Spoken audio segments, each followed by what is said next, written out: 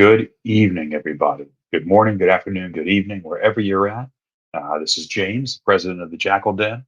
I am here coming to you tonight to talk about some of the organizational changes within the Jakl Den, as well as the last match that we just had against San Diego, as well as the upcoming match this next weekend against uh, uh, Anthem. Um, Sorry, new headphones, so I'm still working on some of the kinks here. But uh, anyway, excited to be here talking to you guys. It's a solo podcast today. None of the other guys were able to join, but that's all right. We're still going to have a good time. So let's get right into this. The first thing that I want to talk about is within the Jackal Den, is some of the organizational things that we're setting up for you guys this season. The first one is going to be tailgating. At all of our home matches, we are going to have tailgate set up in Lot E, kitty corner from the stadium entrance. We're going to be set up there about 2 hours before each game. We are going to be set up on that corner that's right at the intersection there. We've got a nice big tree to block out some of the sun, but we're also trying to get our hands on either a pop up, something that we can set up quick and take down quick to give us a little bit of shade as it gets further along into the year, into the season.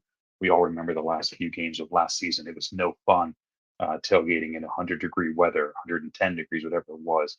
Uh, and then try to go into the match where the seats were burning our butts. But so we're going to try to get a pop up there to help block some of that sun.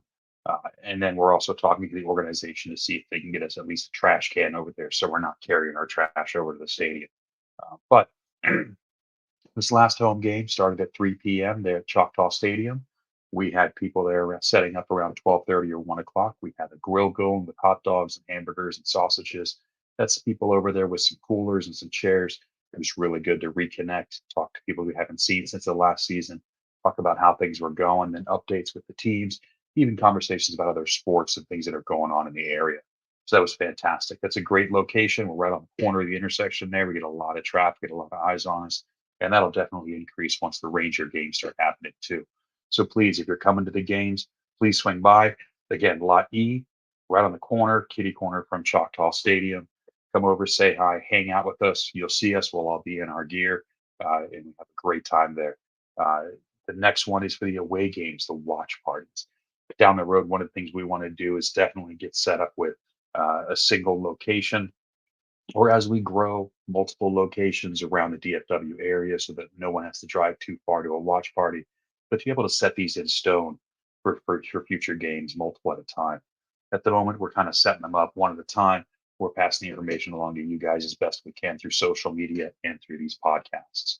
So, the very first away game, the second away game, I'm sorry, that we have coming up is going to be against Anthem RC. Our boys are heading to Carolina to play them. That game is going to be this Sunday at 2 p.m. We are going to be at the Londoner in Addison. If you need to get directions or location or any of that, check out all of our socials. We have some images we put together there with the address and some more details. But Londoner is a great location. We've done a lot of watch parties there in the past. They're giving us the entire upstairs. So it's going to be a nice kind of secluded area for just the den. We'll be able to watch the game on the big screen there. They have a great menu, some great drinks, great food, all of that. And I take my kids every now and then. I know Rick takes his, and we have some others. It's a pretty good family environment as well. Don't think of it as a bar or a pub.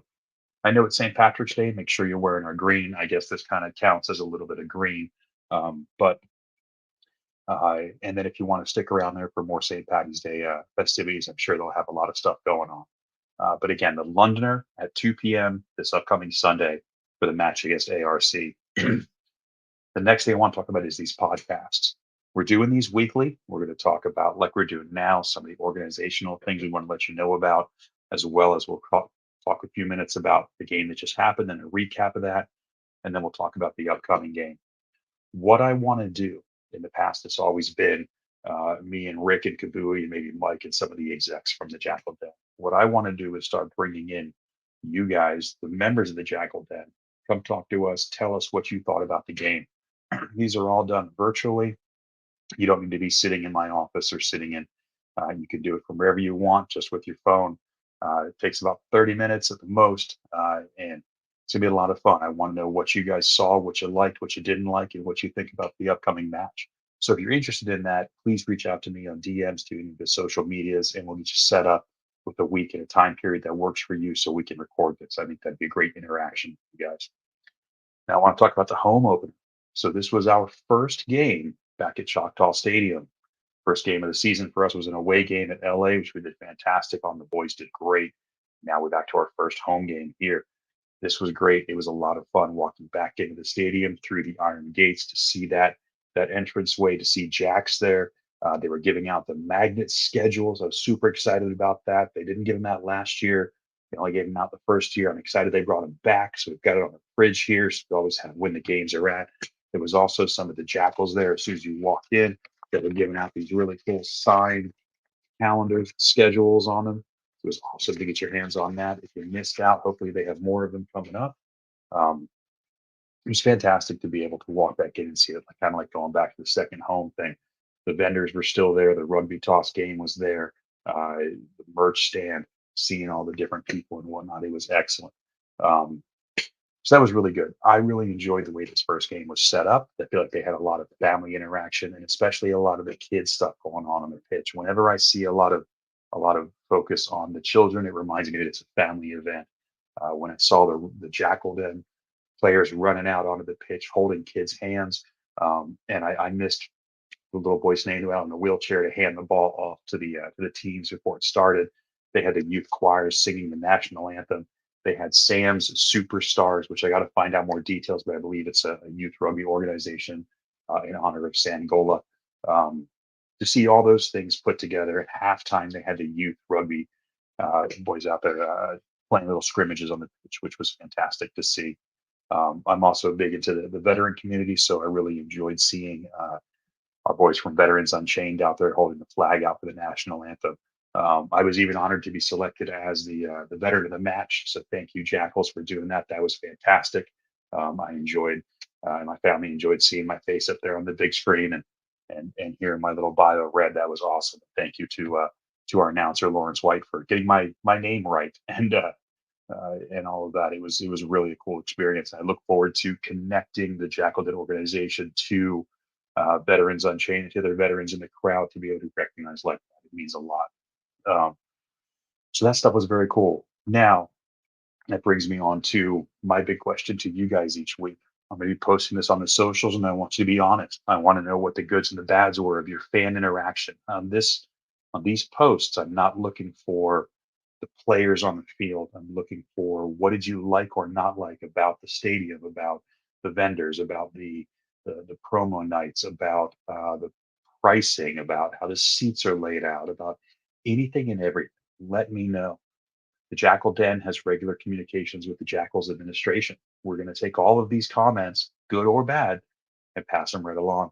And they're all going to be anonymous, but we definitely want you to know that your voice is being heard. Now, again, we can't promise every single one of these things is fixed the second that we mention it, but we want you to know that we are passing this stuff along because want what you want, the administration wants it too, for you guys to have a good time at the games. If you have a good time, you're going to come back and you're going to bring more people. That's more butts and seats. That's what everybody wants. So, including our boys on the pitch, they want to see our seats full. So, if there are things that can be done to improve your experience there, please be honest and let us know, and we'll absolutely pass those along. Now, I want to get into the game. So, Jackals took on San Diego Legion last week. Uh, this was an excellent game. Sunday, 3 p.m. Weather was in our favor. Wasn't too hot. Wasn't too cold. We had a nice breeze every now and then. Uh, it was it was fantastic. I know that we didn't take the W, which is upsetting. But what I saw, San Diego is a powerhouse. They have spent the off season lining their roster with monsters. Throughout last year, we had a hard time against San Diego. To be honest, we didn't hold our own against them at all. This year, second week, we didn't take the W, but we scored 23 to their 30. That is leaps and bounds above where we were at last year. It shows in the team cohesion, it shows in the communication, it shows in what our coaches are doing, and it shows in how our captains, Vara and Gola, are keeping this team together on the pitch. It is fantastic. I saw a lot better of our line was holding up better. I saw our scrums doing better, our line outs, everything was fantastic. 2 years ago, when we had these podcasts, we kind of just said they have to get better all around. Now we're nitpicking little things. I saw two of our players collide into each other when they were trying to catch a ball that was coming down from San Diego's kicks. That's upsetting. I'm not sure why we don't communicate to each other, or even just saying I got it, or watch out, what's going on. But just that kind of communication. I also saw us giving a lot of kicks up, short kicks up that we could have chased and gotten, but there was no chase. That was a little upsetting. I saw that probably two or three times. But again, we're nitpicking the little things. That's where we're at. We're just fine tuning to get better and better and better. I feel like next time we go up against San Diego, we're absolutely going to take them and wipe the floor with them. San Diego, like I said, they do have some powerhouses. One of their big celebrities they brought on was Nanu. Nanu comes to San Diego from New Zealand All Blacks, one of my favorite teams in the world. Nanu played with them through two championships. The guy's incredible. He definitely held his own on the field. San Diego scored four tries this time. Nanu got one of them. There's also Blair Cohen, Marcel Brocky or Brachy, Ethan Grayson, and then the kicker Lincoln Hook gave an extra 10 points, conversions and penalty kicks. On our side, we had three tries from Oliver, from Sangola, and from Steves. And then our kicker, Vaughn Isaacs, who did fantastic this time, gave us eight kicks from conversions or penalties. There were a couple where he couldn't quite get that banana curve that he wanted to in, but we still did fantastic and held our own. We still got our 1 point, which with the five from last week puts us at six in the league standing. San Diego had 1 point from last week. I'm sorry, from their first week. They got five playing against us, so they're now six. So we're now tied with San Diego. I believe NOLA is still in front runnings with 9 points, which is excellent. They're a fantastic team, but it's cool to see that uh, we got so used to being way down here the last 2 years that now we're up in the middle, moving away up the ladder. So I still think our boys are doing incredible, and they're only going to get better. So absolutely, no complaints over that. It's a ton of fun watching these guys play. Um, moving into next week's match, we play Anthem RC. It's going to be an away game playing in Carolina. Uh, should be good weather. Should be all around a good match to see. Um, Anthem is interesting. When this team, they're brand new to the league. They came on, they were formed as a team, I believe, maybe a month before LA, brand new. And when I read headlines and bits and pieces about them joining the league, I know I believe they were something like a feeder team into MLR, and they had a lot of funding and organization or administration from USA Rugby or Super Rugby. If I'm wrong on those, please correct. But I was under the impression this team was going to have a lot of cohesion and a lot of strength on the field and actually be a real strong powerhouse this year. Uh, boy, I watched the highlights from the first two games against NOLA and against New England, and I got to say, I'm not worried. I'm not worried about these boys going up against our Jackals. Um, I did not see good unit cohesion. I did not see good communication. I saw what almost felt like too many chefs in the kitchen when it came to hand signals and trying to get people to work together. I saw the line fall apart. I saw scrums fall apart. Um, it reminded me a lot of the first half of the first season with the Jackals, where it felt like we had a lot of good people out there, but they just weren't working well together. I feel like that's where Anthem is at. Um, hopefully, they become better in the years coming up. But right now, where the Jackals are at and where Anthem is at, I see us getting our second W from this. When I talked about Anthem in the preseason podcast, I felt like they were going to be a strong team, and I take that back now. Like I said, I think they have some real good strengths, but I just don't think that they can do. I think they have enough to take us. Um, so some of the things I saw in these highlights were interesting. I saw some sloppy passes that were stolen out of the air by New England. Um, I saw a scrum that New England uh, pushed Anthem back far enough in their own scrum to take the ball from under uh, Anthem's feet. Um, it was interesting. The one thing I will say that Anthem does that makes me nervous is it seems like two-thirds of the tries that they've had in the first two games, they scored in the last 10 minutes. It seems like they were super low up until about uh, the 65 or the 70-minute mark. And then they came back with a try here or there, or penalty kick, something like that, to get some points on the board. It makes me hesitant because in the past, the Jackals have lost matches by the number of tries scored by the other team in the last 10 minutes. I don't know if at the time we just ran out of steam, or if we got too headstrong or something like that. But that's one of the things that we had to be aware of in the past was uh, the last 10 minutes could decide our game. And I feel like that's where Anthem has shown their strength. Now, when I say strength, I mean I don't know if it's enough to get ahead of us. I feel like in the first three quarters of a match, we're going to do well enough and get strong enough, a far enough stride ahead of them that if they score one or two, it's not going to do a whole lot. But I really don't want to see that.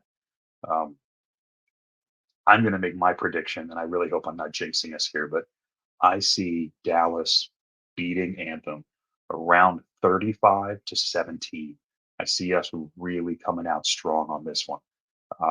I'm excited to see it. I'm excited to see how they play. I'm excited to see how we play at this away game. Um, and I think it's going to be a good one. Now, for these away games, one of the things that we've been fortunate to do a couple times in the past is meet with the players as they're coming back. If we can get that information, we're absolutely going to pass it along. It's always great for the team to see us at the terminal when they're coming out of the airport or wherever we can, so that they know that we're watching and we're supporting them. We'll absolutely pass that along. Any chance that we get to build that interaction between you guys and the Jackals, it helps you out by putting a better face to the players, and it helps them out by putting a better face to you guys and letting them know that we support them through and through. They need that. They deserve it. These are a great group of guys. Any chance you can get to spend time with them and sit down and have a conversation is well worth it. Um, yeah, and any chance that you get to hang out with us, if you see me or Rick or Mike or Kabui, we're generally always wearing our Jackal gear. Let us know, drop by, say hi. We're always welcome to. We love to discuss rugby and the games. Um, Merchandise, I always got to pass this along. We still do have a good bit of the Jackal scarves. If you need one, if you don't have one, $15 is an amazing price for those. They last. They're really well made. Great colors on them. Uh, uh, we always have some with us at the watch parties at the home games. So let us know. We'll definitely get you one. We also have our Titan store still up that has Jackal Den t-shirts, hoodies, tank tops, things like that. If there's more Jackal Den merch that you can think of that you'd like us to look into, please let us know and we'll see what we can put together for us.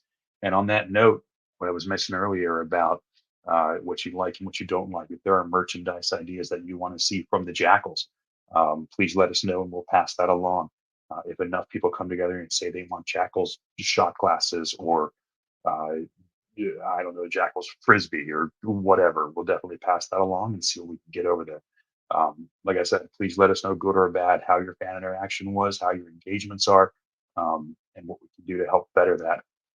It's better for the team, it's better for you guys, it's better for us all around. Please be honest with us so that we can help the administration fine tune this to the best experience for you guys. Please bring your friends out, show them what rugby is. It's definitely worthwhile.